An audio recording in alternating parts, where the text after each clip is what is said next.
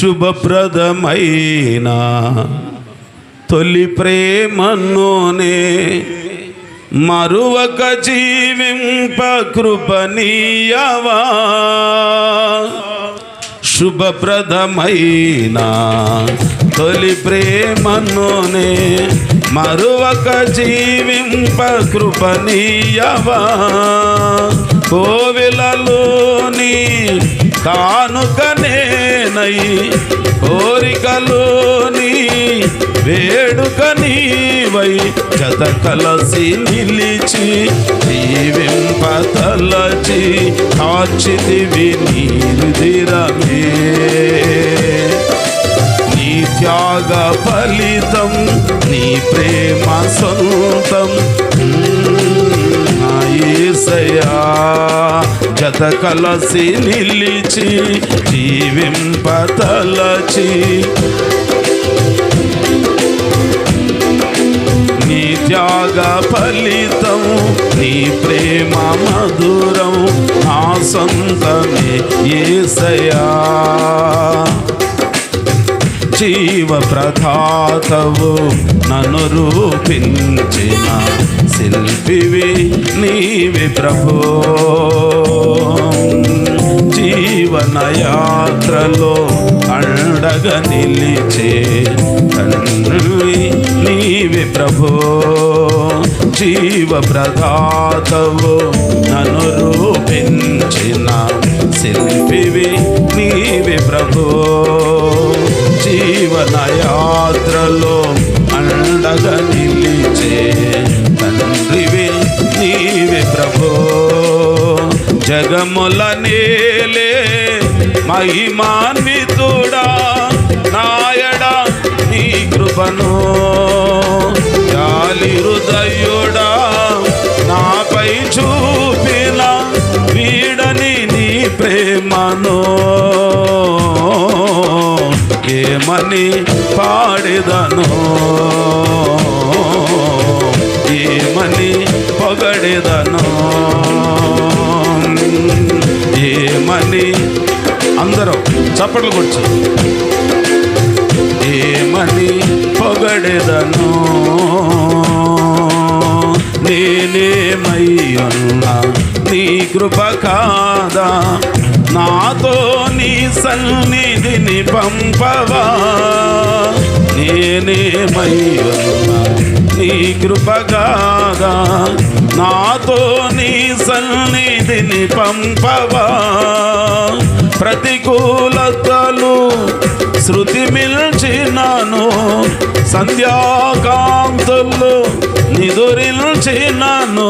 తొలి వెలుగు నీవై నించి నాపై నడిపించినది నీవయా. నీ కృపకు నన్ను పాత్రునిగా చేసి బలపరచిన యేసయ్యా. తొలి వెలుగు నీవై ఉదయించి నాపై విడిపించి నీవయా.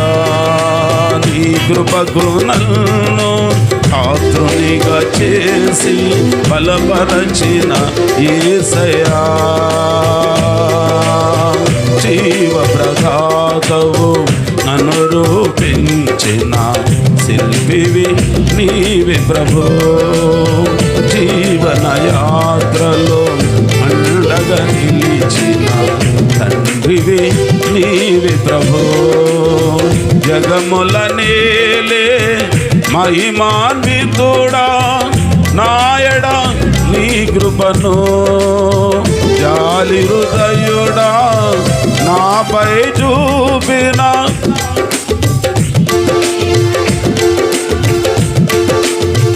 ఏమని పాడెదను యేసయ్యా. ఏమని నీకే స్తోత్రములు యేసయ్యా. నీకే స్తోత్రములు నీకే స్తోత్రములు యేసయ్యా. నీకే స్తోత్రములు. హల్లెలూయా. దేవుని వాక్యములో నుండి కొద్ది సమయం మాటలు జ్ఞాపకం చేసుకుందాం. తర్వాత ప్రభు బలను మనం సమీపించుదాం. పరిశుద్ధ గ్రంథంలో నుండి ఆమోసు గ్రంథము 9వ అధ్యాయము 11వ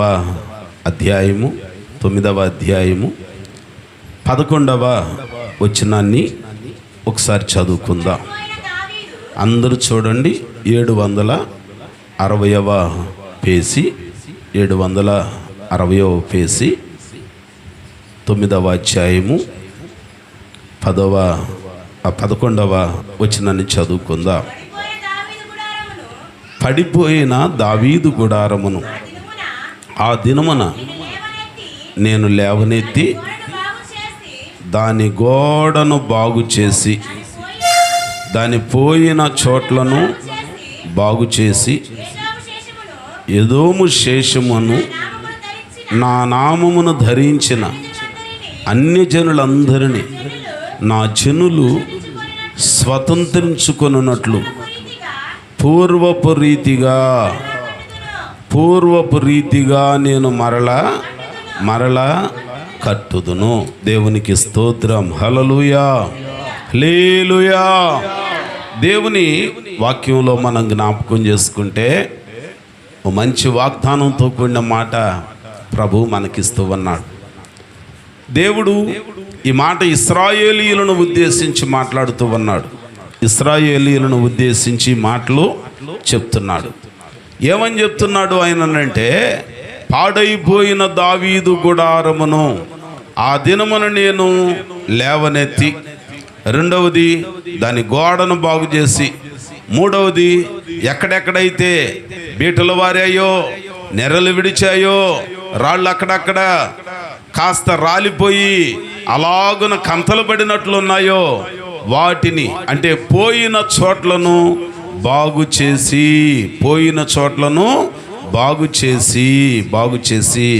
మూడవ మాట ఆశీర్వాదకరమైంది. పూర్వపు రీతిగా దానిని మరలా ఈ పగటికాల సమయంలో నేను ఎక్కువసేపు మీకు మాటలు చెప్పను, కానీ కుదిరితే ప్రార్థన చేద్దాం. ఈ ఉపవాస దినాలన్నింటిలో దేవునికి ప్రార్థనలో ఎక్కువ గడుపుదాం.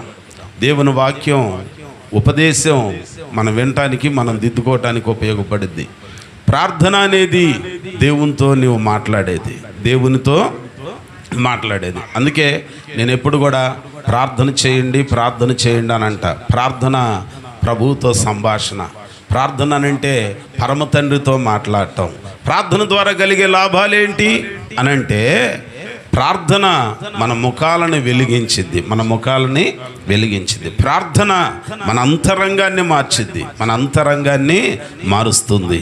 దేవుని సన్నిధిలో మోషే భక్తుడు కూడా 40 రాత్రులు 40 పగళ్ళు, మనం 40 మధ్యాహ్నపు 3 గంటల వరకే ఉపవాసం కదండి.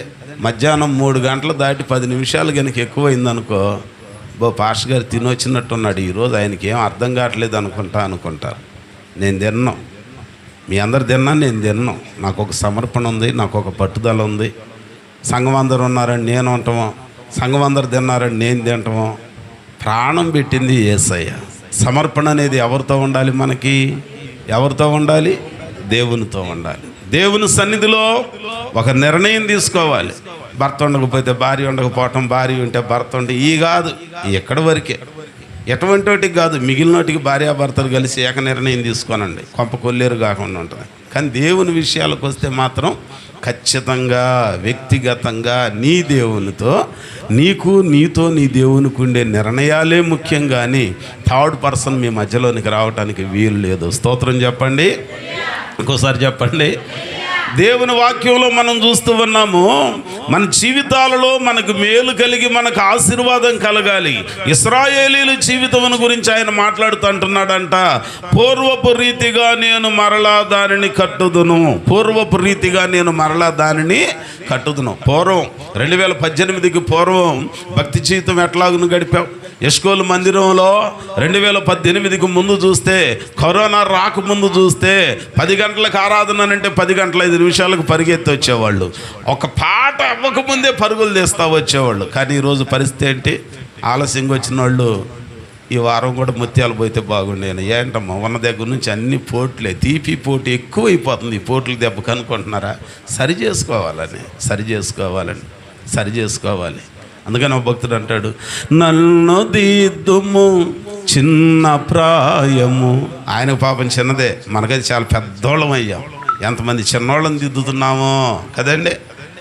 నన్ను దిద్దుము చిన్న ప్రాయము నాది అని చెప్పి, అయ్యా సన్నుతించడానికి అర్హత కలిగిన యేసయ్యా, నేను దూరమునకు పోయానయ్యా, నా జీవితం అంతా పాడైందయ్యా, దిద్దు అని అంటాడు. అందుకనే దిద్దుబాటుని ఎవరన్నా అసహించుకుంటే దేవుడు మాట్లాడుతూ కష్టాలు వచ్చినప్పుడు, బాధలు పడుతున్నప్పుడు అంట, ఆ బాధల్లో అయ్యో అమ్మో ఓ అంటుంటే దేవుడు పలకరించన్నాడంట, రే నా కుమారుడా, దిద్దుబాటు నీకు అసహ్యమైంది కదరా అయ్యా అప్పుడు చెప్పినప్పుడు. ఇప్పుడు తీపి పోటుతోటి ఓ ఓ ఓ అనకపోతే, ఆర్తనాదం చేయకపోతే, ఆ రోజే దిద్దుకొని స్తుతిగానం చేస్తే ఎంత బాగుండేది అని అంటాడంట. దేవునికి స్తోత్రం. కాబట్టి మనం కూడా అండి ఉపవాస దినాలలో గుర్తుపెట్టుకోవాల్సింది, పూర్వపు రీతిగా దానిని మరలా నేను కట్టింతును.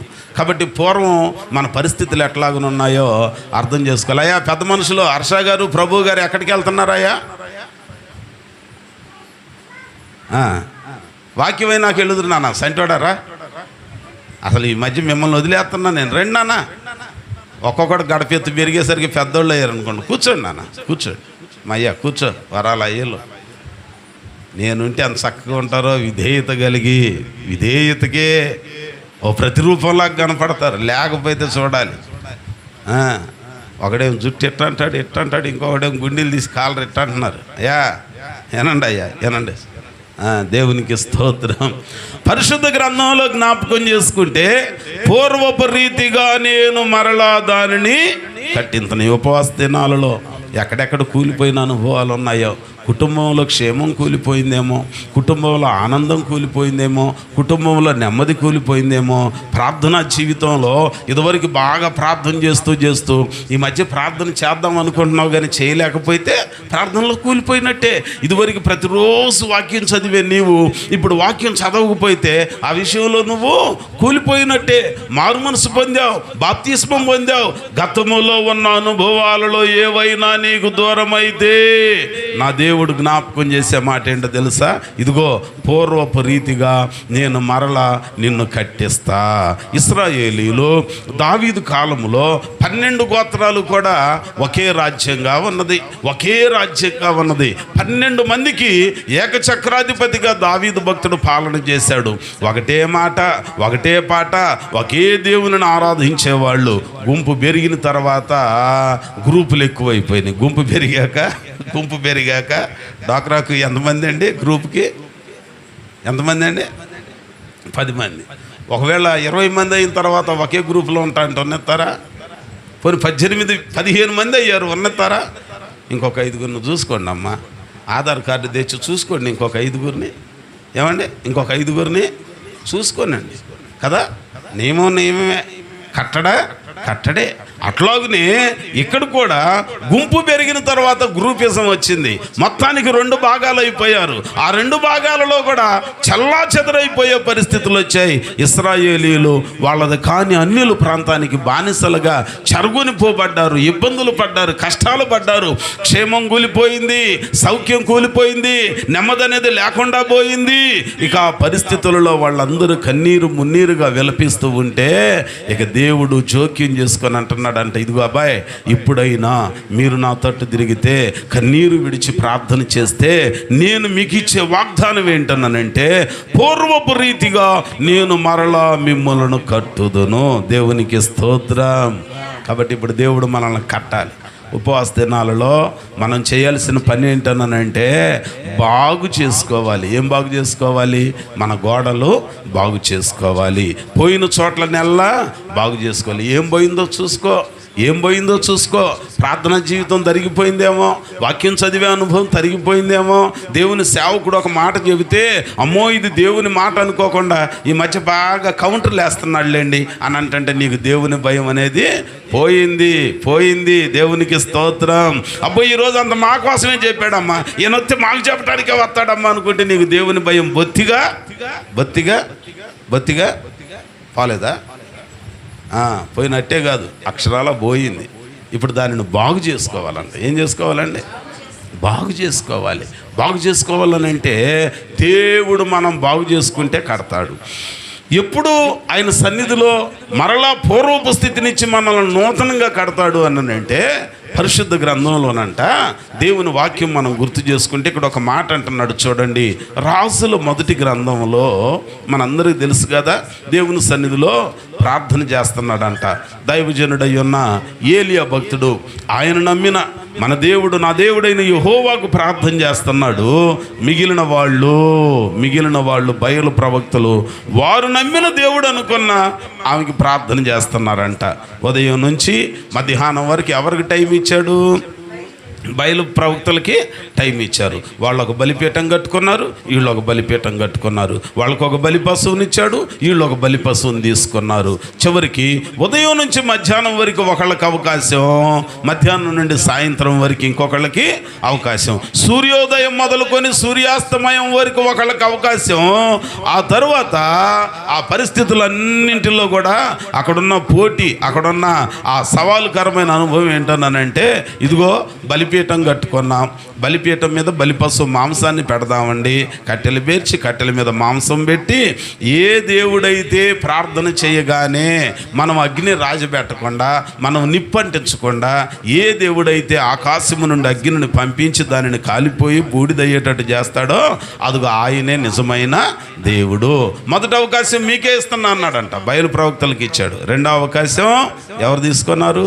దైవజనుడు. మధ్యాహ్నం వరకే వాళ్ళకి అవకాశం, కానీ సాయంకాలం ప్రొద్దుగుంకే ముందు దాకా వాళ్ళకి ఇచ్చాడంట. ఆ అస్తమయ నైవేద్య కాలమున ఏలియా భక్తుడు చేసిన పని ఏంటో తెలుసా? 18వ అధ్యాయంలో ఆ రాసుల మొదటి గ్రంథం 18వ అధ్యాయము 30వ వచనాన్ని ఒకసారి చదువుకో.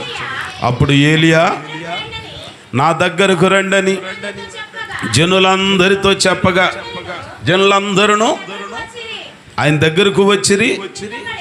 అప్పుడు క్రింద పడద్రోయబడి ఉన్న యెహోవా బలిపీఠమును బాగు చేసి యెహోవా వాక్కు ప్రత్యక్షమై నీ నామము ఇశ్రాయేలుగునని వాగ్దానము నొందిన గోత్రముల లెక్క చొప్పున 12 రాళ్లను తీసుకొని కట్టించాడు. చాలు ఏంటంటండి, ఇప్పుడు ఆకాశము నుండి అగ్ని దిగి వచ్చింది. ఏలియా ప్రార్థన ముగించక మునిపే దేవుడు అగ్నిని పంపించాడు. అగ్ని దిగి రావటానికి గల కారణం ఏంటనంటే దేవుని నామం బలమైందే, కానీ మనం కూడా బలంగా దేవుని యొక్క కట్టడలకు లోబడిన వారిగా ఉండాలి. ఏలియా భక్తుడట మొదటిగా దాని దగ్గర ప్రార్థన చేయటానికి ముందు చేసిన పనులు ఏంటన్నానంటే బలిపీఠాన్ని బాగు చేసుకున్నాడు. ఏం చేసుకున్నాడండి? బలిపీఠాన్ని. ఏమైందా బలిపీఠం? క్రింద పడద్రోయబడిందంట. కొన్ని రాళ్ళు ఏమైపోయినాయి? పడద్రోయబడ్డాయి. క్రింద పడద్రోయబడిన యెహోవా బలిపీఠమును బాగు చేసుకున్నాడు. రెండవది దేవుని వాక్యపు లెక్క చొప్పున ఆ 12 రాళ్లతోటి బలిపీఠాన్ని కట్టాడు. మూడవది లోతైన అనుభవం మనం చెప్పుకున్నాయే. అంటే మన జీవితంలో దేవుడు మనకి మేలు చేసి పూర్వపరీతిగా మనల్ని కట్టి ఆశీర్వదించాలి అనంటే ఇప్పుడు మనం చేయాల్సింది బాగు చేసుకోవాలి. ఏం బాగు చేసుకోవాలి? బలిపీఠాన్ని చేసుకోవాలి. దేవుని అగ్ని ఎక్కడికి వచ్చింది? బలిపీఠం మీదకి వచ్చింది. ఇప్పుడు బలిపీఠం ఏది? నీ హృదయం ఒక బలిపీఠం, నా హృదయం ఒక బలిపీఠం. అంటే ఇప్పుడు ఈ బలిపీఠాన్ని ఏం చేసుకోవాలి? మనం దేంతో బాగు చేసుకోవాలి? వాక్యం ద్వారా సరి చేసుకోవాలి. సండే స్కూల్ పిల్లలు పడతారు, సుత్తి వలె సరిచేయును, కత్తి వలె ఖండించును. ఖండించితే బాధ, సరి చేస్తే వేదన కదండి. దేవుని వాక్యం అంటుంది, నీకు నాకు మేలు కలగాలి. ఈ ఉపవాస దినాలలో పూర్వపు రీతిగా మరలా మనం నూతనంగా కట్టబడాలి అని అంటే బాగు చేసుకుందాం. ఎక్కడ ఒరిగిపోయావో సరి చేసుకో, ఎక్కడ జారిపోయావో సరి చేసుకో. దేవుని ఎదుట నిన్ను నీవు సరి చేసుకుంటే ఈ ఉపవాస దినాలలో నీవు అడిగినది దేవుడు నీకు ఇస్తాడు. స్తోత్రం చెప్దామా? ఇంకోసారి చెప్దామా? అర్థమవుతుందా? నేను చెప్పే మాట జాగ్రత్తగా ఆలకించండి. నేను వాక్యానికి ప్రాధాన్యతనిస్తా, వాక్యంలో ఉన్న మాట నమ్ముతా, మనుషులను ప్రేమిస్తా, కానీ మనుషుల మాటలు కొంతవరకే నమ్ముతా. నీ మాటలన్నీ అబద్ధం, నేను నమ్మను పో అన్నట్టు నువ్వు ముఖం చూపించవు. అందుకనే తానొప్పక నొప్పించక తప్పించుకు తిరుగువాడు ధన్యుడు అన్నట్టుగా మీలో కొంతమందిని, అమ్మ మీరందరూ నమ్మరమ్మ, పైకి బాగానే వందనాలు చెబుతారు కానీ తర్వాత వందనాలు పెడతారమ్మా అని అన్నాను అనుకుంటారా మీరు? ఉంటారు మీరు? ఏదో ఒక విధంగా కక్ష చేతనం మిశ్చేతనం మిమ్మల్ని దేవుని దారిలోనికి తీసుకురావాలి. కానీ దేవుడు ఉన్నాడే, దేవుడు మాత్రం మాట తప్పేవాడు కాదంట. కష్టకాలం, ఇబ్బంది కాలం, శ్రమలు వస్తాయి, కానీ ఆ శ్రమలలో దేవుడు చేసే కార్యాలు ఎట్లా ఉంటాయి అని అంటే, నా మటుకు నేను ప్రతి ఏడు దేవుని ఎదుట నమ్మకంగా, దేవుని ఎదుట విశ్వాసంతో, ఆయన మీద ఆశతో అభివృద్ధి కావాలి, మేలు కావాలని దేవుని మీద ఆధారపడి ప్రార్థన చేసుకుంటా ఉంటా. ఈ వసంత దినాలలో దేవుడు ఏదో ఒక విధంగా మేలు చేస్తాడు. కెరీతు దగ్గర ఉన్న వాగు ఎండిపోయిందంట ఏలియాకి. ఏం పెట్టాడు అక్కడ? దేశానికి కరువు వచ్చిందిగా, గట్టిగా దబాయించి ప్రకటించింది ఎవరు చెప్పండి? ఏలియా చరిత్ర గుర్తుపెట్టుకుందాం. ఏ పాస్టర్ గారు వచ్చిన రెఫరెన్స్ చెప్పకుండా మీ అందరికి భలే వాక్యం తెలుసు అన్న మీకు చెప్పాడు అని అంటున్నారు. నిజంగానే మీరు కూడా వీరులు సూర్యులు అయిపోయి కొంతమంది బైబిల్ కూడా తేటలేదు. తెచ్చావయ్యా? వెరీ గుడ్, దేవుడు దీవించనుగా. కొంతమంది బైబిల్ కూడా తేటలేదండి ఈ మధ్య గుడికి తేటలా, ఎక్కడెక్కడికో తిరుగుతున్నారు బండ్లు వేసుకొని, బైబిల్ కూడా తేటలా. అయ్యా వినండి కొద్దిగా, నానా అమ్మా బాబులు ప్లాట్ఫారం మీద 200 రూపాయల బట్టలు పాతవి కొనుక్కొని వేసుకొని మీకు కొత్తవి కొని పెడతంటే తెలియట్లా. ఏమోలే పిల్లలు లేని నేను ప్రేమ చూపిస్తుంటే ప్రేమ ఈ మధ్య సులకనైపోయిందండి. వీళ్ళ అమ్మవాళ్ళ ప్రేమ సులకనైంది, అయ్యగారి ప్రేమ కూడా. అది కొద్దిగా పొడవు పెరిగాడో లేడో రొమ్మిరుసుకొని ఏం చేస్తాం కనీ పెంచాక నిన్నేం చేస్తాం? ఇంకెవరికన్నా అయితే మీ అమ్మ ఏదో ఒకటి మందు కలిపి పెట్టింది, దరిద్రం పది ఎలుకలకి అది పెడతాం చూడండి, దెబ్బకి ఎలుకలన్నీ చస్తున్నాయి ఇళ్ళలో. కానీ నువ్వు కడుపును పుట్టిన దానివిగా, నీకు పెట్టలేవుగా, రక్తం పంచుకున్నావుగా, మాంసంలో మాంసంగా ఎక్కడ పెట్టగలరండి? అరే మాట వింటలేదండి, ఎదురు తిరుగుతున్నారండి. మళ్ళీ మైకెత్తే అంతా నా మేలుకే ఆరాధన. ఇంటికి వెళితే డాకలు దోమంటే ఎన్ని మాటలు చెబుతారు ఈ ఆడపిల్లలు. వీళ్ళుగాంగా చదువుతున్నారు. చదువు ఏంటి చదివేది? అమ్మా బాబులకు లోపడాలి. స్తోత్రం చెప్పండి. అరే దొరికిన పిల్లలను కూడా కష్టపడతారండి కొంతమంది. ప్రైజ్ ది లార్డ్, హల్లెలూయా. అవునా కదా? జాగ్రత్త అండి. దేవుని వాక్యంలో చూస్తే బాగు చేసుకోవాలి. ఈరోజు మన జీవితాలు ఏం చేయాలటండి? జరిగిన దాని గురించి పదే ఆలోచించకూడదు. నా మటుకు నేను నమ్మకంగా దేవుని ఎదుట ప్రతి సంవత్సరం ఈ ఉపవాస దినాల కొరకు ఎదురు చూస్తూ ఉంటా. కష్టాలు వచ్చినా బాధలు వచ్చినా ఆయన కోసం ఎదురు చూస్తూ కనిపెడుతూ ఉంటా. ఇదిగో ఈ 40 రోజుల్లో నా జీవితానికి మేలు కలిగిద్దని దేవుడు అద్భుతంగా చేసిన పని. ఏలియా భక్తుడికి దేవుడు అభిషేకం ఇస్తే, ఇదిగో నేను మరలా చెప్పేవారికి భూమి మీద వానైనా మంచైనా కురిస్తే ఒట్టు పెట్టు అన్నాడంట. దబాయించి చెప్పాడు కానీ ఇప్పుడు వాన లేకపోతే ఈయనకు తిండి లేదు. మరి ఇప్పుడు ఈయన ఏం చేయాలి?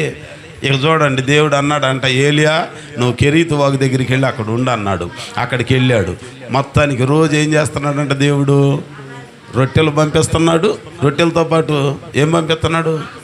బంగాళదుంప, పంచదార. ఈ చేయటమే చాలా కష్టమైందండి. మళ్ళీ నీకు మాంసం కూర చేయాలి. ఆగవాయి బాబు, వేసుకొని తింటే జాడీలో పచ్చడి వేసుకొని తిని, లేకపోతే పంచదార వేసుకొని, లేకపోతే పత్తా లేకుండా వెళ్ళిపో. మనం చెప్పేది. కానీ దేవుడు ఏం చెప్తున్నాడు తెలుసా? కాకులకు ఆజ్ఞాపించితే ఏం తీసుకొచ్చినాయి అంట? కాకులు ఏం తీసుకొచ్చినాయండి? రొట్టెలు మాంసం. దేవుడు నాకు కూడా మిమ్మల్ని కాకుల్లాగా ఇచ్చాడు పోషించడానికి. మీ ఇంట్లో మీకు లేకపోయినా అసలు ఎందుకు ఇంత ప్రేమ మీ మీద అని అంటే, మీరు సొంత కూతురులాగా, సొంత బిడ్డలలాగా మీ ఇంట్లో మీరు పచ్చడితో తిని మాకు శ్రేష్టమైన పెడతారు. బాధ వేసిద్ది. ఎంత ఆతిథ్యం చేస్తున్నారు వీళ్ళకి, దేవుడు దీవెన ఇవ్వాలని. తినేటప్పుడు ప్రతి మెతుకు విషయంలో ప్రతి విషయంలో జ్ఞాపకానికి తెచ్చుకుంటాను. నేను పిల్లలకి చెప్తా, వడ్డించేటప్పుడు మీరు ప్రేమతో ప్లేట్ నిండా పెట్టేస్తారు, కూర ఎక్కువ వేసేస్తారు. తీరా ఉప్పు ఎక్కువైందనో కారం ఎక్కువైందనో ఎంగిలి చేసి వదిలేస్తే బాధేస్తుంది. నేను అందుకే పిల్లలకి చెప్తా ఉన్నా, ఇప్పుడు వాళ్ళకి అర్థమైంది, నాన్న ఎంత పెట్టినా ఫస్ట్ కొంచెం పెట్టుకోండి, మళ్ళీ వస్తారుగా మీ దగ్గరికి, అది నీకు నచ్చితే మరలా పెట్టించుకుందు. ఒకప్పుడు తినటానికి కూడా మనకి లేదయ్యా. పెద్దపాలెంలో చాలా బాధపడ్డాం, పరిచర్యలో తినటానికి కూడా మనకు లేదు నాన్నంటే అర్థం చేసుకున్నారు. బాగుందనుకో పెట్టుకుంటారు. ఆ సుబ్బమ్మ వాళ్ళ ఇంట్లో ప్రార్థన అయినా, మన కుమారి వాళ్ళు అయినా, కాశీగారు వాళ్ళు అయినా, ఎవరైనా ఒకళ్ళని పేర్లేమో ఏదో రెండు చెబితే మిగిలిన వాళ్ళకి వెళ్ళగానే ఎప్పటికి వీళ్ళే గుర్తొస్తారు కావాలనుకుంటారు. అట్ట అనుకోమాకండి, మీ అందరి గురించి నాకు తెలుసు. మీరేమో పచ్చడితో మాకు మాత్రం 4-5 కూరలతో చేస్తే బాధేసేది ఒక్కొక్కసారి. అంటే ఏలియా భక్తుడిని కాకులు పోషించినట్లుగా మీరు కూడా పోషిస్తున్నారు, బాగానే ఉంది. కానీ మా మట్టుకు మేము కూడా ఏం చేస్తామన్నానంటే, అప్పుడప్పుడు దేవుడు ఏం చేస్తాడో తెలుసా, ఆ వాగు నీళ్ళు ఎండిపోయేటట్టు చేస్తాడు. కాకులు మంచియే, కానీ నీళ్ళు ఎండిపోయేసరికి ఇప్పుడు ఎంత తిండి తెచ్చినా తాగటానికి నీళ్లు కావాలిగా. తిండి ఉన్నా గొంతు పట్టుకొని దెబ్బకు చచ్చిపోతాం. తిండి లేక సావటం వేరు, తిండి ఉండి తింటా సావటం వేరు. అంటే ముఖ్యమైనది ఏంటి, నీళ్లు కావాలి. వాగు ఎండిపోయిందంట. వాగు ఎండిపోయేసరికి దైవజనుడు ఏం చేయాలని ఆలోచిస్తుంటే దేవుడు అన్నాడు, నువ్వు బాగా కూర్చొని తినడానికి అలవాటయ్యా అబ్బాయి, మన భాషలో ఇక నువ్వు ఇక్కడ లాభం లేదు అబ్బాయి, నువ్వేం చేయాలని అంటే, అయ్యా వాగు ఎండిపోయింది, అందుకేగా అది ఎండిపోకపోతే నువ్వు ఎన్ని సాకులు చెప్పేవాడు, అది ఎండిపోతే ఇప్పుడు నువ్వు లేస్తావని చెప్పి దేవుడు ఏం చేశాడు అన్నాడంటే, ఇదిగో నీవు శక్తికి మించిన ప్రయాణం నీ కోసం ఏర్పాటు చేశా అన్నాడంట. ఏంటన్నానంటే, రొట్టెని మాంసాన్ని తల దగ్గర బుడ్డిని పెడితే నీళ్ళ బుడ్డిని తిన్నాడంట, తాగాడంట. ఈయన అనుకున్నాడు, ఆహా వాగు ఎండిపోయినా నీళ్ళ బుడ్డిలో నీళ్లు కూడా అత్తనీళ్ళే అనుకున్నాడంట. దోత తీసుకొచ్చి పెట్టింది కదా, ఓహో ఇన్ని రోజులు నా దేవుడు కాకులతో రొట్టెని మాంసాన్ని పంపించాడు, ఇప్పుడు ఏకంగా దోతలతోనే పంపిస్తున్నాడు. దోతలు నాకు పరిచర్య చేస్తున్నారు, ఆహా నా భక్తి ఏంటి, నా శక్తి ఏంటి అనుకోకముందే దేవుడు అన్నాడంట, అబ్బాయి ఏంటి తిన్నావుగా, తిని పడుకున్నావు ఏంటి అన్నానంటే, ఇంకేం చేయను బాబా అన్నాడంట. తిని పడుకోవటానికి కాదు, శక్తికి మించిన ప్రయాణం ఉన్నది. దేవునికి స్తోత్రం చెప్పండి. మార్చి 5వ తారీఖు దాకా ఏం చేసావు, 4వ తారీఖు దాకా తిన్నావు, పడుకున్నావు. ఇష్టమైతే ప్రార్థనకు వచ్చావు, స్తోత్రం హల్లెలూయా అన్నావు, లేకపోతే ఇంకోసారి వెళ్దాంలే అనుకున్నావు. కానీ 5వ తారీఖు నుంచి ఏం చేసావు, దేవుడు శక్తికి మించిన ప్రయాణం ఇచ్చాడు. దేవునికి స్తోత్రం చెప్పండి. ఇంకోసారి చెప్పండి. నాకు కూడా వాగు ఎండిపోయేటట్టు చేశాడు, వాళ్ళు ఎండిపోయేటట్టు చేశారు, వీళ్ళు ఎండిపోయేటట్టు చేశారని నేను మనుషుల మీద పట్ల, దేవుడే చేశాడు. ఇక్కడ వాగిండిన తర్వాత దేవుడు ఎక్కడికి పంపించాడు, శక్తికి మించిన ప్రయాణం ముక్త్యాల పంపించాడు. 140 కిలోమీటర్లు శక్తికి మించిన ప్రయాణం. సరే ప్రయాణం పోషింపబడటానికేనా కాదు, అక్కడ అనేక రీతులుగా బీడు బారిన పొలము సస్యశ్యామలం కావటానికి. దేవునికి స్తోత్రం. మనమేమో భారం అనుకుంటాం, బరువు అనుకుంటాం. దేవుడు అన్నాడంట, ఇష్టంతో చేస్తే ఎంత కష్టమైన పని అయినా సులువుగా ఉంటుందంట. అందుకని రాజబాబాయ్ గారు పాట పాడుతూ అంటాడు, ఎంత దూరమైనా అది ఎంత భారమైనా, ఎంత దూరమైనా అది ఎంత భారమైనా, యేసు వైపు చూడు నీ భారమంత తీరు, యేసు వైపు చూడు నీ భారమంత తీరు, తీరానికి చేరు. అలసి అలసి నడువలేకం సొమ్మసిల్లినావా నడువలేక రే రే నా మాటరా, నాకు బెట్టకరా, అది బెట్టరా, నాకు అలవాటు లేనిది ఎందుకు తగిలిస్తావురా, గొలియాతును చంపటానికి నిశ్చయించుకుంటే వాడి చేతిలో నన్ను చంపేటట్టు తయారవుతావేరా, వాడుకు లేని ఎందుకురా అయ్యా. దేవునికి స్తోత్రం. ఏమండి, దేవుని వాక్యం మన జ్ఞాపకం చేస్తుంది. ఎవరి వైపు చూడాలి మనం? యేసు వైపు చూడాలి. ఏలియా భక్తుడు కూడా వాగిండిపోయిన తర్వాత, అయ్యా నా పరిస్థితి ఏంటి, నా సంగతి ఏంటి అన్నాడు. శక్తికి మించిన ప్రయాణం నీకు ఉన్నది. ఆ ప్రయాణం తర్వాత దేవుడు అద్భుతాలు వెంట అద్భుతాలు చేశాడు, గొప్ప మేలులు చేశాడు. ఇక్కడ కూడా ఆకాశము నుండి అగ్ని దిగి రావటానికి ఏలియా జీవితంలో ఒక బలమైన ఆ అగ్నితో కూడిన అభిషేకం గుర్తు రావటానికి ఏలియా గుర్తు వస్తాడు. అంత గొప్ప దీవెన కలగటానికి కారణం ఏంటన్నానంటే, ఫస్ట్ ఆఫ్ ఆల్ అతడు కర్మేలు పర్వతం మీదకి వచ్చి యెహోవా బలిపీఠమును ఏం చేశాడంటండి. మనం కూడా బలిపీఠాలను ఏం చేసుకోవాలి? ఉపవాస దినాలలో బాగు చేసుకోవాలి. నా మాటలు జాగ్రత్తగా ఆలకించండి. ఈరోజు నేను అరుపులకి ఆకలి లేకుండా చెప్తున్నా, బాగు చేసుకోండి, ఉపవాసం ఉండండి, ప్రాణం బాదు. ఒకవేళ నువ్వు ఆరోగ్యం సహకరించక తిండి తిప్పలు మానేసి ఉండలేవనుకో, కనీసం ప్రార్థనలో ఉండు, నీ పనులకు ఉపవాసం పెట్టు, నీకు ఇష్టమైన వాటికి ఉపవాసం పెట్టు, ఆ పనికిరాని ముచ్చట్లకు ఉపవాసం పెట్టు. వీటన్నిటిని కట్టిపెట్టి ఎక్కడ గడపాలి? నువ్వు దేవుని సన్నిధిలో ఎక్కడ గడపాలండి? దేవుని సన్నిధిలో గడపాలి. దేవుని సన్నిధిలో గడపాలి. మోషే భక్తుడట 40 రాత్రులు, ఎన్ని రోజులండి ఎక్కడున్నాడు? సినాయి. మనం అనుకుంటాం నాకు తోడు ఇంట్లో ఇంకొకళ్ళు ఉపవాసం ఉంటే ఇద్దరం కలిసి ప్రార్థన చేద్దాం.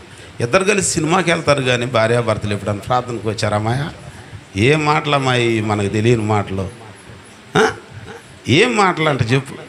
ఇద్దరు కలిసి సినిమాలకు వెళ్ళిన వాళ్ళ చరిత్ర ఎక్కువ ఉంది కానీ ఇద్దరు కలిసి ప్రార్థనకు వచ్చిన చరిత్రలు ఏమన్నా ఎక్కువ ఉన్నాయా? మళ్ళీ నీకు మైకెత్తే, నేను నా ఇంటి వారును యేసయ్యను సేవించేదాం. ఎక్కడ సేవించేది నువ్వు?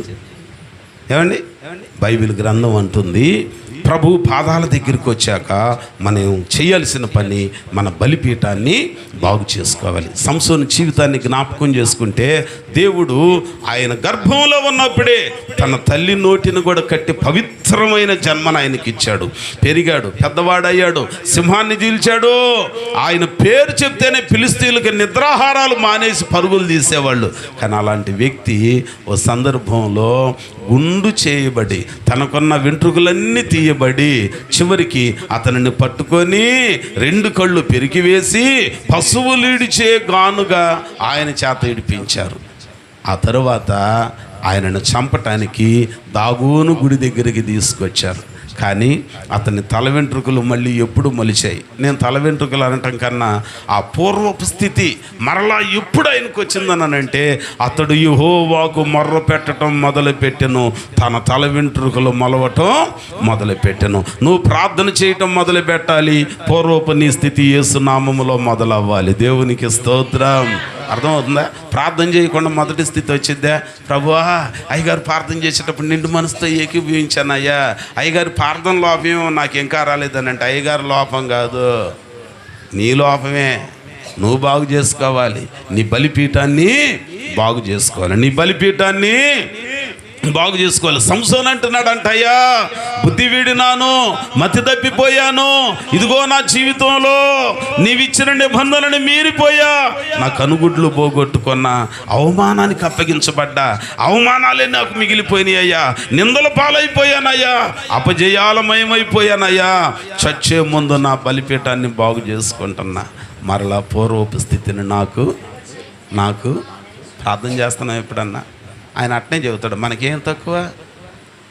ఇదివరకు 4 ఆదివారాలకు 4 కొత్త చీరలు ఉన్నాయి. ఇప్పుడైతేనా 3 సంవత్సరాలకు సరిపడున్నాయి.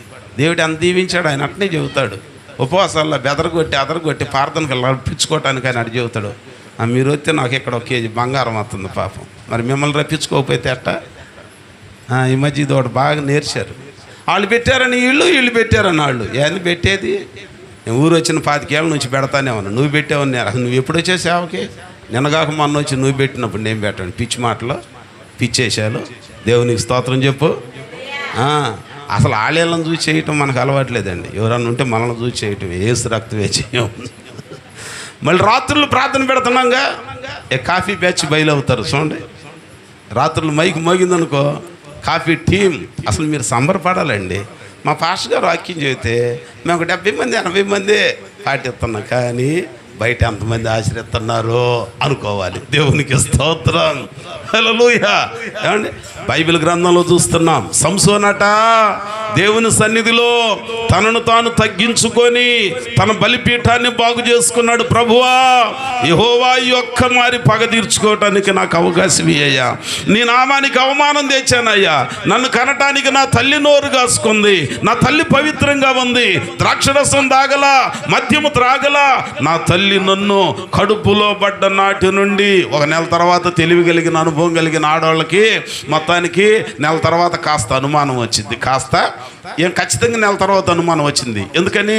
దేవుడు చెప్పాడు తన ద్వారా, నేను నీకు ఒక మంచి మగబిడ్డని, వాడిని పవిత్రంగా ఆడకూతురికి ఎప్పుడు తెలిసిపోద్ది? క్రమం రావలసిన క్రమం ఆగిపోయేసరికి అమ్మ బాబోయ్ ఏమండి పొలంలో మన దేవదూత చెప్పాడే ఆ మాట నెరవేరింది. ఏమా ఎడ చెబుతున్నావు? అప్పుడే నెరవేరిందనండి. డేట్ దాటిపోయిందంటే మొత్తానికి దేవుడు కార్యం మొదలు పెట్టాడు. మరి ఇప్పుడు ఏం చేయాలి? ద్రాక్షరసం దేనా ఆనందంగా రొట్టెలో ముంచుకొని తిందని అంటే, అమ్మ మర్చిపోయావా? దేవదూత మనకు చెప్పాడు, ఇదిగో ఏమమ్మా, ఆడు కడుపున పడ్డది మొదలుకొని నీ నోటికి మధ్యమైనను ద్రాక్షరసమైనను అపవిత్రమైనది ఏదైనాను రావటానికి ఈ మధ్య అంటే చిన్న వాళ్ళు మధ్య షాపుల దగ్గరికి వెళ్తున్నారంట. స్తోత్రం చెప్పండి. నేను ఎందుకు ఈయన జాగ్రత్తగా కనిపెడతాను తెలుసండి? పండిత పుత్ర, మీ పిల్లలు బాగానే ఉంటారు, నేను ఇచ్చే వాక్యపు కత్తులకి వాళ్ళు సరి చేయబడతారు. కాలు రెగర పాదిరి నాకేంటి, పాదిరి కొడుకును నాకేంటి, అసలు బ్రష్లు అయ్యేదే వీళ్ళు. దేవునికి స్తోత్రం. సంఘాన్ని గాయటం కన్నా పాదురులుగా మా పిల్లలను గాయటమే ఇప్పుడు పెద్ద చెర అయిపోయింది. అట్నే అంటారు ఇంకొంతమంది అంటారు. ఆగండి, మీ నాన్న అటు చెబుతాడులే, చిన్నప్పుడు మీ నాన్న ఇవన్నీ చేయకుండా వచ్చాడా? అవునా? మీరు నమ్మాలి. మా అమ్మ ఈతకు కూడా బానిచ్చేది కాదు కాలువకి. నాకు ఇప్పటికీ ఈత రాదు. బాప్తీసం ఇవ్వటానికి ఏ జోసప్నో ఎవరైనా గట్టిగా ఉన్న ఘాటీ లాంటి వాళ్ళని ఎందుకు పెట్టుకుంటాను, నన్ను కొట్టుకుపోకుండా ఆదుకుంటారని. దేవునికి స్తోత్రం. ఎందుకంటే నాకు రాదుగా. ఏం పోయితే ఏమైంది? లేక 10 ఏళ్ళకు పుట్టాడమ్మా, కాలువకు పిల్లలు తీసుకెళ్ళి తోసేది, వాడు ఎక్కడ చేస్తాడమ్మా, ఇంటి దీపం ఆరిపోద్దామని బానీల. మైలర్పో కూర్చో. దేవుని సన్నిధిలో వాస్తవాన్ని జ్ఞాపకం చేస్తున్నా, బయటికి వెళ్ళనిచ్చేది కాదు. అందుకే ఈత రాదు. రెండోది నేను చెప్తున్నా, ఎవరైనా అంత పవిత్రంగా, మా అమ్మ సరదాగా అవి బెండతీగ, కాశీమామ తెలుసు, బెండతీగ ఉంటాయి కదా గొట్టాలలాగా, ఆముద పుల్లలు ఉంటాయి తెలుసు కదా, ఆముదపు చెట్టి, అది తీసుకొని ఇంట్లో అమ్మ బాబులు లేనప్పుడు మీరందరూ గ్యాస్ పొయ్యిలు అమ్మ, మాకు అక్కడే గ్యాస్ పొయ్యిలు, సూర్యుకి నిప్పు పట్టించిన కోడళ్ళు ఎంతమంది ఉన్నారనుకున్నాం ఆ రోజుల్లో, పొయ్యిలో పెట్టి వెలిగించి పీలుస్తూ ఉంటే, పొగొత్తా ఉంటే అది చూసి మనం కూడా వెలిగిద్దామని పాట్మని కొట్టింది వీపు మీద ఒకసారి. అది కూడా లేదు మాకు అసలు అలవాటు కూడా. జాగ్రత్త. నేను చెప్పే మాటలు ఎందుకు చెబుతున్నానంటే, పిల్లలుగా ఉన్న మీలో చాలామంది అనుకుంటారు పాస్టర్ గారు ఇవన్నీ వేసిన తర్వాతేగా దేవుడు మార్చింది, మనం కూడా వేద్దాంలే, దేవుడు మార్చేటప్పుడు మారుతాడు. హర్ష, ప్రభా, అయ్యా చిన్నయ్యా ఏనండి, వేసాలి చిన్నప్పటి నుంచి పవిత్రంగా ఉంటే దేవుడు గొప్ప కార్యం చేస్తాడు. దేవునికి స్తోత్రం చెప్తారా? నిన్న ఒక పెళ్లి చేయటానికి ఓ పాస్టర్ గారు వస్తే ఆ పాస్టర్ గారు మాట్లాడతా, మా అమ్మా నాన్నల సేవకులు, మేము రెడ్ల కుటుంబంలో నుంచి రక్షింపబడ్డాం, 7వ సంవత్సరం వయసు నుంచి ఆ ఊరు ఈ ఊరు డ్రమ్ములు పట్టుకొని లైట్లు పట్టుకొని తిరిగా, ఆ రోజు నుంచి ఈ రోజు వరకు నా నోటికి ఏది రాలా, అందుకే దేవుడు నన్నిట దీవించాడని అంటున్నాడు. దేవునికి స్తోత్రం. నాకు ఆనందం వేసింది. చిన్నపిల్లలుగా ఇప్పటి నుంచే మీరు పవిత్రంగా ఉంటే దేవుడు ఎంత గొప్ప దీవెన ఇస్తాడండి, ఎంత గొప్ప ఆశీర్వాదం ఇస్తాడండి, ఎంత గొప్ప మేలు చేస్తాడండి. సంసోను కూడా ఆ బలిపీఠం బాగు చేసుకునే ముందు పరిస్థితులు గుర్తు చేసుకున్నాడు. అయ్యో, మా అమ్మ నేను కడుపున పడ్డది మొదలుకొని పవిత్రంగా పరిశుద్ధంగా పెంచింది, నా జీవితం చేతులారా పాడు చేసుకున్నా, అయినా దేవుని ఎదుట ఒప్పుకొని సరి చేసుకుంటే కనికరం చూపించే దేవుడు కదా అని ఆయన అడుగుతున్నాడంట. ప్రభు, ఈ ఒక్కసారి నన్ను జ్ఞాపకము. చివరిలో అంటాడు, అతడు బ్రతికిన దినములలో చంపిన వారి శవముల లెక్క కంటే ఆఖరి దినాన ఆఖరి క్షణాన చంపిన వారి శవముల లెక్క ఎక్కువ. 2018 వరకు నీ ఉపవాస ప్రార్థనలకు నువ్వు పొందుకున్న జవాబుల కంటే ఈ 2025లో నీ ప్రార్థనలకు జవాబులు మెండుగా దేవుడు దయచేయునుగాక. అందుకు మనం ఏం చేయాలి? బలిపీఠాన్ని సరి చేసుకున్నాం. ఉపవాసం అంటే తిండి తిప్పలు మానుకొని మనిషి కొన్నట్టుగా కళ్ళు తిన్నగొన్నాయి, గాడిదకో గుర్రానికి వచ్చినట్టు ఇక్కడ దాకా తెచ్చుకొని ఏంటమ్మా అట్ట అయింది మాకు అని ఉపవాసం ఉన్నాగా ఏంది నువ్వు ఉండేది ఉపవాసం? ఏంటి ఉపవాసం? గుద్దులాటం మానుకోవాలా, సోనుగుడు మానుకోవాలా, గోనుగుడు మానుకోవాలా, అదిగో పూలు అంటే ఇదిగో గీలంటాం మానుకోవాలి. ఏంటి ఉపవాసం? నాకు అర్థం కాదు.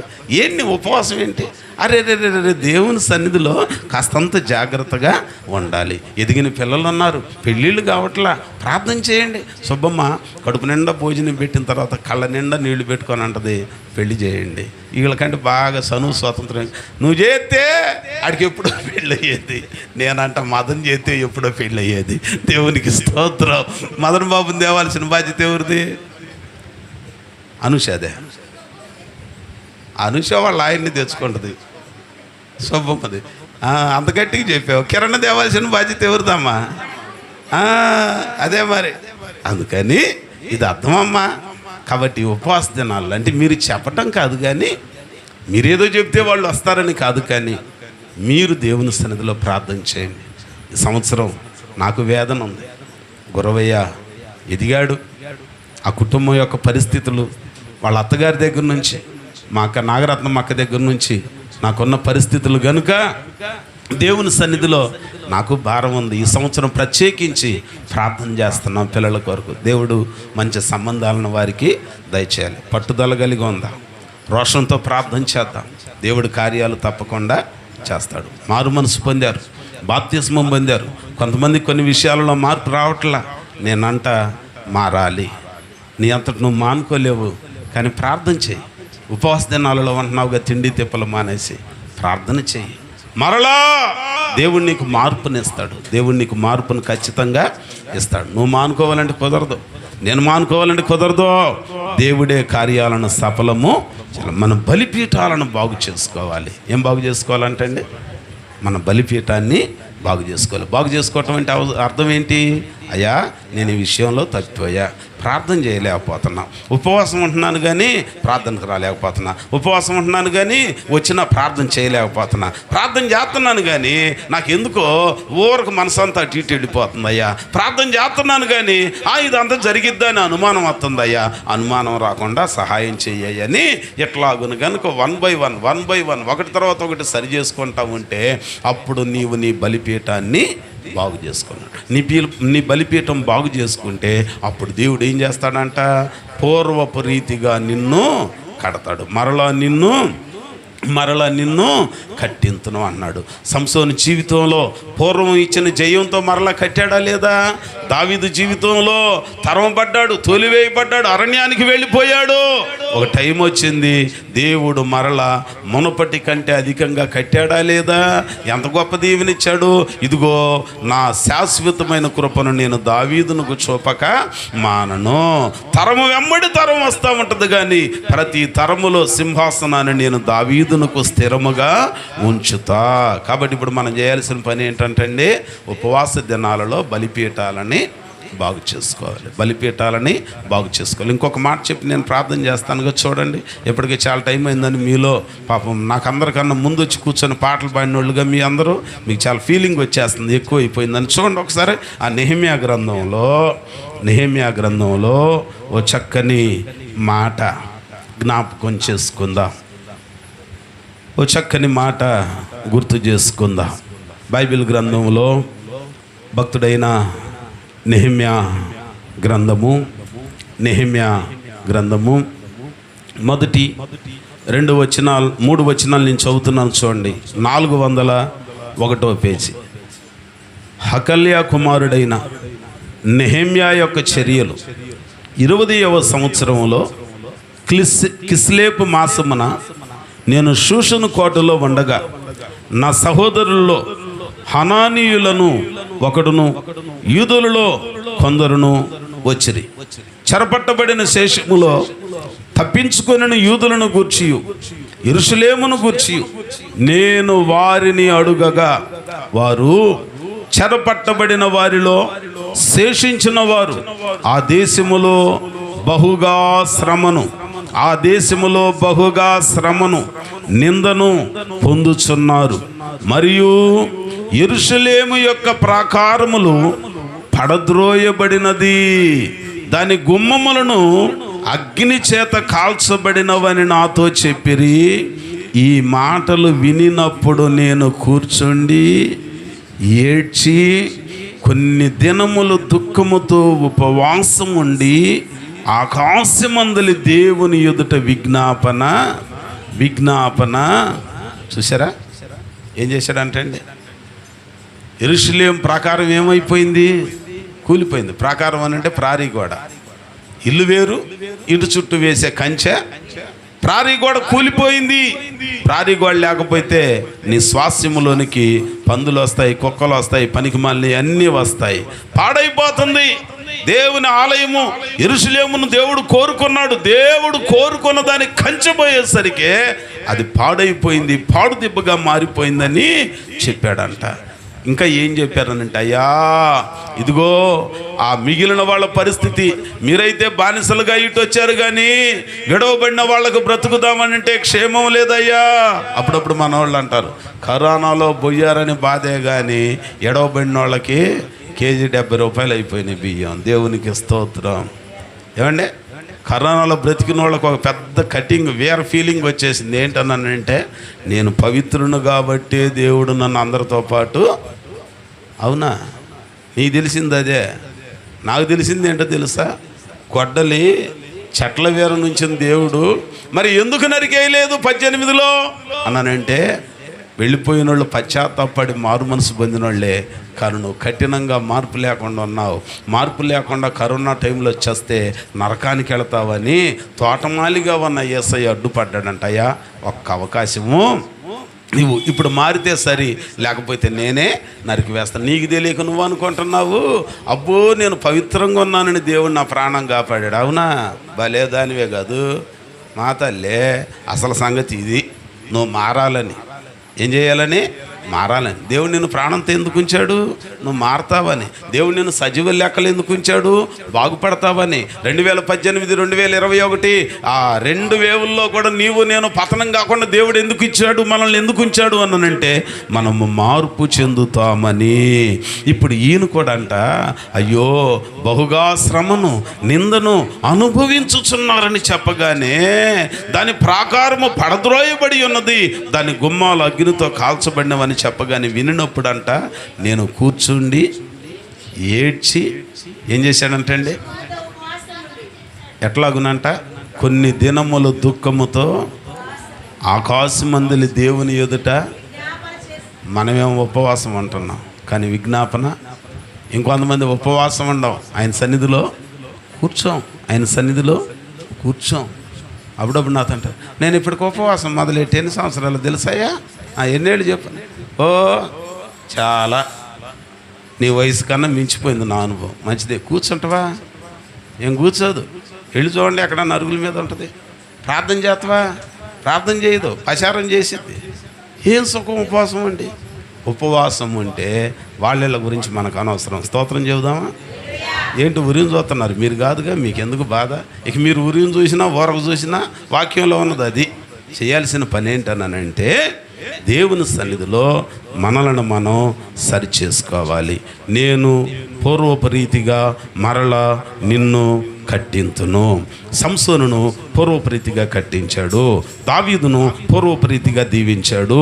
నెహెమ్యా కాలంలో యెరూషలేమును పూర్వప్రీతిగా మరలా మందిరం కట్టుకోవటానికి, మందిరం చుట్టూ ప్రాకారం కట్టుకోవటానికి, అంతేకాకుండా అందులో దీపము ధూపము నైవేద్యం పెట్టడానికి కావలసిన వైభవం, పూర్వపు వైభవాన్ని అంత దేవుడు అనుగ్రహించాడు. అయ్యా నెహెమ్యా, ఎలాగూ నీది జరిగింది అని అంటే 1వ అధ్యాయంలో మనం చదువుకున్న మాట, అతడు ఉపవాసం ఉండి దేవుని సన్నిధిలో కూర్చుండి కొన్ని దినములు బహుగా ఏడ్చి విజ్ఞాపన చేశాడు. కాబట్టి మనం కూడా చేయాల్సిన పని ఏంటి? దేవుని సన్నిధిలో ఉపవాసం ఉన్నా కూర్చుందాం, దేవుని సన్నిధిలో విజ్ఞాపన చేద్దాం. దేవుని సన్నిధిలో నిందల నుంచి విడిపిస్తాడు, కష్టాల నుంచి విడిపిస్తాడు, బాధల నుంచి విడిపిస్తాడు. చివరికి ఒక మాట మీకు జ్ఞాపకం చేస్తా. అమెరికా దేశం ఏది ఇదివరకు కనుక ఆంధ్ర తెలంగాణ కలిసి ఉన్నట్లుగా అమెరికా దేశం స్వతంత్ర దేశంగా ఉండనప్పుడు, సామంతరాజులుగా బ్రతుకుతున్నప్పుడు అమెరికా దేశానికి చక్రవర్తులు చాలామంది వచ్చారండి. చాలామంది వచ్చారు. జాగ్రత్తగా వినండి. ఏ చక్రవర్తి క్రొత్తగా వచ్చిన రావటమే నా టైంలో విజయం కలగాలి. ఎవరికి వాళ్ళు సెల్ఫీగో అనమాట.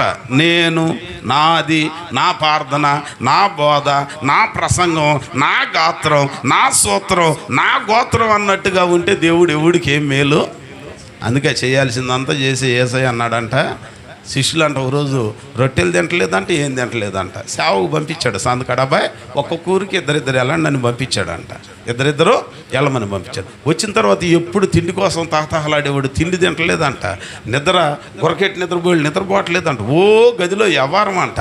ఏంటి ఇట్లా మాట్లాడుకుంటున్నారని చూస్తే తలుపు తీయగానే ఏంటబ్బాయి చాలా ఆనందంగా ఉన్నారు ఏంటన్నాడు. బోధకుడా, నువ్వు ఈ మధ్య మమ్మల్ని సేవకు పంపిస్తున్నావు కదా, మేము వెళ్ళి ప్రార్థన చేసినా కూడా, అర్థమైంది మీకు, మేము వెళ్ళి ప్రార్థన చేస్తే దయ్యాలు అంటే ఇక మేము సమానమే. అర్థమైంది మీకు? నువ్వు చేస్తే దయ్యాలు పోతున్నాయి, మేము చేసినా కూడా. ఆహా, ఈ మధ్య ఎవరన్నా అయ్యగారితో పాటుగా పాడి కొద్దిగా మంచి పాటగాడైతే ఆయనకి నాకు తేడా ఏముంది అని అంటున్నారు కొంతమంది. ఏదన్నా 2 మాటలు చెప్పవా సాక్ష్యం అని అంటే, బాగా చెప్పాడు అనగానే దెయ్యం ఇడుగుబట్టి ఆయనకు ఉన్నదేంటి నాకు లేనిదేంటి అని అంటున్నాడు. దేవునికి స్తోత్రం. అవునా? యాజకుడే రాజు రాజరికమే చేయాలి యాజకత్వం చేయటానికి. కానీ యాజకుడు డిప్టేషన్ పీరియడ్ లాగా రాజరికం కూడా చేయొచ్చు. దేవునికి స్తోత్రం చెప్పండి. ఈ సంగతి తెలియకుండా ఈ మధ్య ఇంట్లో 4 ముక్కలు నేలుసుకుంటే సంఘం సంచేసుకోవటం, 4 ఇంటికి పేరు వాళ్ళని కూడబెట్టడం, అయిపోయింది సంఘం పెట్టేయటం. నేనేమంటున్నాను అనంటే, బైబిల్ గ్రంథం మనకు చెప్పే మాట దేవుని వాక్యం గుర్తు చేస్తుంది. అమెరికా దేశానికి ఏ చక్రవర్తి వచ్చినా నా టైంలో స్వాతంత్రం వచ్చిందని చెప్పుకుందామని, శిలాశాసనం వేసుకుందామని తాహతాహలాడతా వస్తున్నారు. యుద్ధానికి పంపిస్తున్నారు. అపజయాల పాలవుతున్నారు. ఆస్తి నష్టం, ధన నష్టం, జన నష్టం అవుతుంది. చివరికి జార్జ్ వాషింగ్టన్ అనే ఆయన అమెరికా దేశానికి చక్రవర్తిగా వచ్చాడు. వచ్చిన కొద్ది కాలానికి ప్రమాణ స్వీకారం అయిపోయాక, ఎంతకాలం మనం ఇంకొకళ్ళ క్రింద రాజ్యం సామంతరాజులుగా ఉండి పన్నుని కప్పాన్ని వాళ్ళకి గడదాము, మనం పోరాడి దేశానికి స్వాతంత్రం తెచ్చుకుందాం, మనకు నచ్చినట్టు మనం బ్రతుకుదాం, మనకి ఇష్టమైన రీతిగా మనం ఏర్పాటు చేసుకుందాం అని చెప్పి ఏం చేశారు తెలుసండి వీళ్ళు? మొత్తానికండి వ్యవహారం అటు చూసుకొని జార్జ్ వాషింగ్టన్ కాలంలో యుద్ధానికి పంపించాడంట సైన్యాన్ని. సైన్యం యుద్ధానికి వెళుతుంది. మీకు చాలాసార్లు జ్ఞాపకం చేశా, బయట వాళ్ళకున్న పనిపాట్లు, పొలంలో పనులు, అమెరికా దేశంలో పొలాలు ఉంటాయండి అని అనుకుంటున్నారా? ఎక్కడైనా ఉంటాయి. బ్రతుకు కావాలిగా. ఈ మధ్య ఫ్లైటుల్లో అక్కడ పాశ్చాత్య దేశాల్లో నుంచి ఫ్రూట్స్ రావట్లేదా? ఎక్కడో చైనాలో బండి ఇండియాకి రావట్లేదా? వస్తున్నాయి విమానాల్లో, కార్గోల్లో వస్తున్నాయి కదండి. అంజూరులు ఏకంగా వాగ్దాన భూమిలో నుంచి ఇక్కడికి వచ్చేస్తున్నాయిగా. ఇదివరకు మనకు అది అందని ద్రాక్ష పండు, ఇప్పుడేమో అమాంతం గాలిలో వచ్చి పడుతున్న ద్రాక్ష పండు ఒళ్ళోనే పడిపోతున్నాయి, అంజూరులే పడిపోతున్నాయి. దేవునికి స్తోత్రం. ఏమండి, బైబిల్ గ్రంథం మనం జ్ఞాపకం చేసుకుంటున్నాం. మొత్తానికి జార్జ్ వాషింగ్టన్ ఏం చేశాడన్నానంటే, ఆ సైన్యాన్ని యుద్ధానికి పంపించాడంట. ఇక ఎదురుగా సైన్యం వస్తూ ఉంది. ఊరు బయటికి సైన్యం వెళుతుంది యుద్ధ భూమికి. ఊరిలోనికి పొలం పనులు చూసుకొని 2 స్నేహితులు వస్తున్నారంట. వీళ్ళల్లో ఒకడు అడిగాడంట, అరే ఎక్కడికి మన సైన్యం అంతా వెళుతుందని అంటే, తెలివి కలిగిన పక్కన ఉన్నాడు అన్నాడంట, ఏం లేదురా, కొత్తగా మనకి చక్రవర్తి, కొత్తగా రాజు ఒక ఆయన వచ్చాడు కదా, మళ్ళీ యుద్ధానికి పంపిస్తున్నాడు, విజయం దొరికిద్ది అనుకుంటున్నాడు అనగానే పక్కనోడు అన్నాడంట, ఏంటి ఎంతమంది రాజులు రాలా, ఎన్నిసార్లు యుద్ధానికి పంపించలా, ఇదంతా అయ్యానా, ఆస్తి నష్టం, జన నష్టం తప్ప, పన్నులు మనకు పెరగటం తప్ప ఏం లేదు అని అన్నాడంట. కాసేపటికి సైన్యం దాటి ఊరు బయటికి వెళ్ళింది. వీళ్ళు ఊళ్ళోనికి వస్తున్నారు. అమెరికన్ ప్రెసిడెంట్ ఆ బంగ్లా ఎదురు నుంచి వీళ్ళు ఊరిలోనికి వెళ్ళిపోవాలంట. 2 వ్యక్తులు అలాగున ఊరిలోనికి వెళతా ఆ చక్రవర్తి బంగ్లా మీదుగా పాస్ అవుతా ఉన్నారు. ఈలోగా ఆ బంగ్లాకి ఆ ఎదరు గార్డెన్ ఉంది. ఆ తోటకి బంగ్లాకి మధ్యలో చిన్న రోడ్డు ఉంది. రోడ్డు మీద నడిచి వెళుతున్నారు. ఆ తోటలో, ఆ గార్డెన్లో ఎక్కడో దుఃఖరామం వినపడుతుందంట, మూలుగులు వినపడుతున్నాయి అంట, ఎవరో ఏడుస్తున్నట్టు. వెంటనే ఇప్పుడు దాకా మనకి జయం కలగదు, ఏం కలగదు, అనవసరంగా డబ్బులు దండగా సైన్యం ప్రాణ నష్టం అన్నాడే, వీడు వెళ్ళి ఎవరో పొదలు ఏడుస్తున్నారు, ఏమైంది అసలు ఎండ అదిరిపాటుకుందని చెప్పి నేను వెళ్ళి చూసి వస్తానని చూశాడంట. చూడగానే చూశాడు, ఎక్కి ఎక్కి ఏడుస్తూ ఉంటే మొత్తానికి ఆ పొదలో ఉన్న ఆయన్ని చూశాడంట.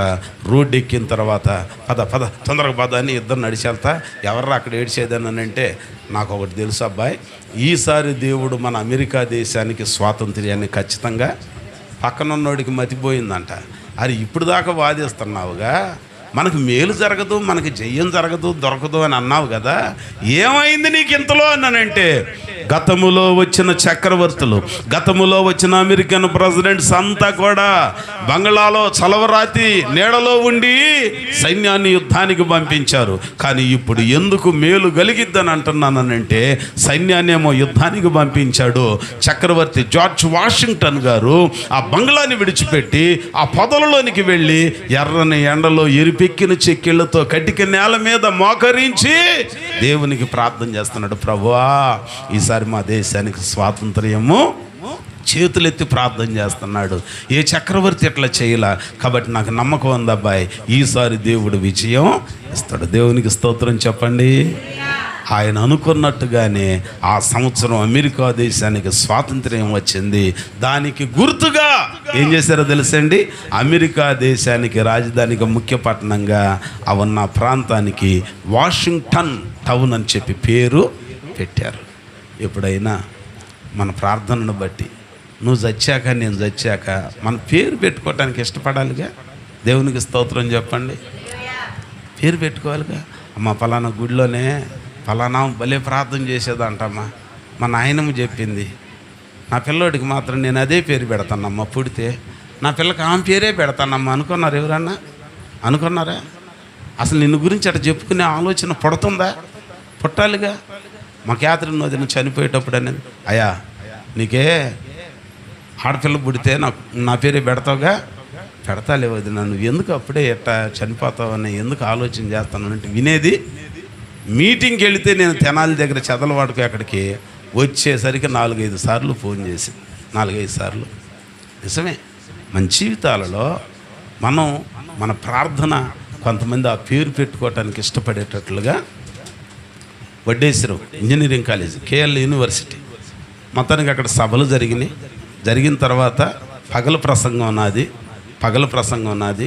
రాత్రి కల్పలబ్రం గారు దాదాపుగా ఆ రోజుల్లోనే 500-600 మంది స్టూడెంట్స్ కూర్చున్నారు. మీటింగ్ అయిపోయిన తర్వాత బాప్తీసానికి 22 మంది లేచారు. ఇక పేర్లు మార్చమన్నాడు పాస్టర్ గారు. అక్కడ ఉన్న ఆయన 22 మందికి నేనే ఆడ మార్చేది, మోటార్ సైకిల్ మీద గుడివాడి వెళ్ళాలి, చీకటి పడి 10 నన్ను వదిలే అన్నానంటే, లేదయ్యా నేను పేర్లు పెట్టించుతా కొంతమందికి, మీరు ఒక 4-5 పేర్లు అన్న పెట్టన్నాను. సరే 2 పేర్లు పెట్టా, ప్రార్థన చేశా. 3 ఆయన మీద చేయి పెట్టి ప్రార్థన చేసి పేరు పెట్టబోయేసరికి అన్నాడు, అన్న నాదొక చిన్న మనవి అన్నాడు. ఏంటి చెప్పానంటే, నాకు ఎలైజా అని పేరు పెట్టు అన్నాడు. కళ్ళమ్మ నీళ్ళు గర్రం తిరిగాయి. దేవుని సన్నిధిలో మనం పోయితే మన పేరు పెట్టుకోవటానికి భక్తి సలిపిన వారిగా మనము ఉండాలి. మనం పోతే మన పేర్లు, మన ముక్కు ముఖం తెలియని వాళ్ళు మన చరిత్ర తెలిసి పెట్టుకునే స్థాయికి రావాలండి. ఏదో బ్రతుకుతున్నామనంటే బ్రతుకు కాదండి. ఏదో అందరూ ఉంటున్నారు ఉపవాసం మేము ఉంటున్నాం అనుకుంటే కాదండి. ఏమండి, నిందలు ఉన్నాయి, శ్రమలు ఉన్నాయి, కానీ మనం ఏడ్చి ప్రార్థన చేస్తే బాగు చేస్తాడంట. నేను బాగు చేస్తా, పాడైపోయిన స్థలాలను బాగు చేస్తా, కూలిపోయిన వాటిని బాగు చేస్తా, పూర్వపు స్థితిని మరలా ఇచ్చి నేను దానిని కట్టించేదను. ఎంత మంచి మాట. నెహెమ్యా ఉపవాసం ఉండి ప్రార్థన చేశాడు. దేవుడు ఎంత వైభవం ఇచ్చాడనంటే, మందిరము, ప్రాకారము, యెరూషలేము యొక్క సౌందర్యం మరలా దేవుడు దానికి దయచేశాడు. అంచేత ఈ పగటి కాల సమయంలో మరొకసారి ఆ మాట చదవండి, ప్రార్థన చేద్దాం. ఆమోసు గ్రంథములో 9వ అధ్యాయములో 11వ వచనం 760వ పేజీ. పడిపోయిన దావీదు గుడారమును ఆ దినమును నేను లేవనెత్తి దాని గోడలను బాగు చేసి దాని పోయిన చోట్లను బాగు చేసి, ఇదిగో నేను పూర్వపు రీతిగా దానిని మరలా కట్టింతును. దేవుని సన్నిధిలో ఈ 40 దినాల ప్రార్థనలో మనం కూడా ఎక్కడెక్కడ ఏవేవి పాడైపోయినాయో, ఒరిగిపోయినాయో ఆ గోడలన్నీ ప్రభు దయ వలన బాగు చేసుకుందుముగాక. ఏవైతే నెర్రలు విడిచి అక్కడక్కడ అతుకులు రాలిపోయినాయో ఆ పోయిన పరిస్థితులన్నీ దేవుని సన్నిధిలో సంపూర్ణంగా సరిచేయబడునుగాక. టోటల్గా పూర్వపు రీతిగా మునపటి ఆధ్యాత్మికమైన వైభవాన్ని, ఆనందాన్ని మనం పొందుకొని అనుభవింతుముగాక. ప్రభు ఈ మాటలు మన వినికిల్లో ఫలింపచేయునుగాక. ప్రార్థన చేద్దాం అందరం.